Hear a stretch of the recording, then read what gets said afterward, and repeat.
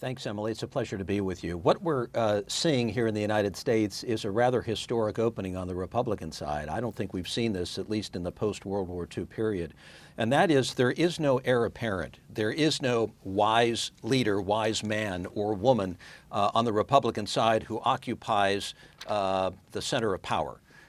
Usually we have the next person on deck, the person who maybe ran the last time, who didn't win, the person who's the senior statesman within the party. This go around, Emily, we have no such environment. It's completely open.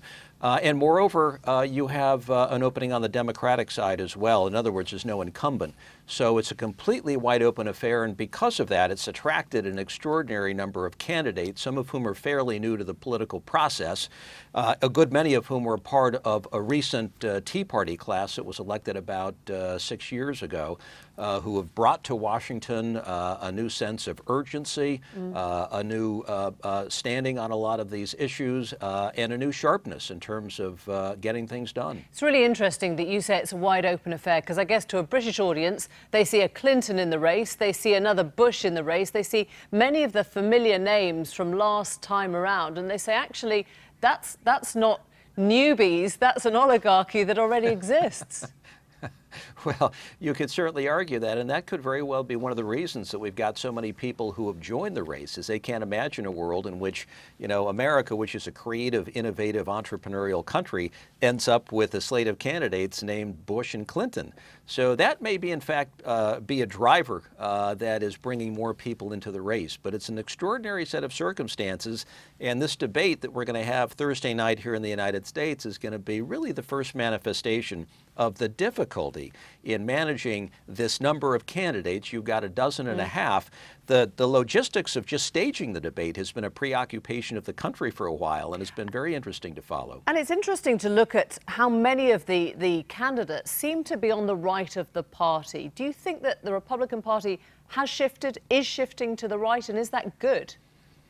Oh, I think without question it has shifted. So when I was governor in 2004 through 2007, it was the pre-economic collapse Republican Party. It was a much different party. We were open to health care reform. We were open to environmental initiatives. We saw the issues differently. I think it had a different temperament to it altogether. And then we had the economic collapse, 2008. And I would argue that since that time, we've been reeling. There was an anger that broke out. There was a sense of urgency based on high unemployment and net worths that were absolutely devastated during the economic storm. And we're just now kind of getting our confidence back. And I think these events, along with our engagement abroad and the world of technology, which has changed so dramatically in the last 10 years, I think has brought about a new party. And not surprisingly, the vanguard of that new party has a sharper edge, and they're more focused on some of the traditional conservative issues. But the trick to winning the election, obviously, is going to be how do you navigate the early primary field, which is more conservative, and then begin to bring on board the independents. I want to talk to you about that, because that's such a personal experience. Can you give us a sense of what it's like to be on that circuit? Grueling, costly, and ends in failure, of course, for most. Well, it takes an enormous amount of money, and you're seeing that there's an invisible primary taking place, Emily, and a lot of that is under the radar screen. It's organizing grassroots volunteers, getting out the vote efforts, and of course raising a whole lot of money. And I would argue that one of the greatest changes in American politics has been the single source funding of campaigns. It was the case not so long ago that political parties were dominant in that they raised the money and they allocated the money. Today, it's just not the case. Do you think and so raising money is a big part of it. And do you think that then it's no coincidence that Trump appears to lead the polls, given how much funding he's got behind him? Do you think that's his appeal primarily? Well, I think his appeal boils down really to one word, and that's authenticity. I think the Republican electorate is basically hungering for a sense of authenticity. I think that's one of the reasons that Chris Christie was so attractive 4 years ago. He decided not to go, but he's less attractive this go around for all kinds of reasons. But I think there's that authenticity issue that Trump brings to the table.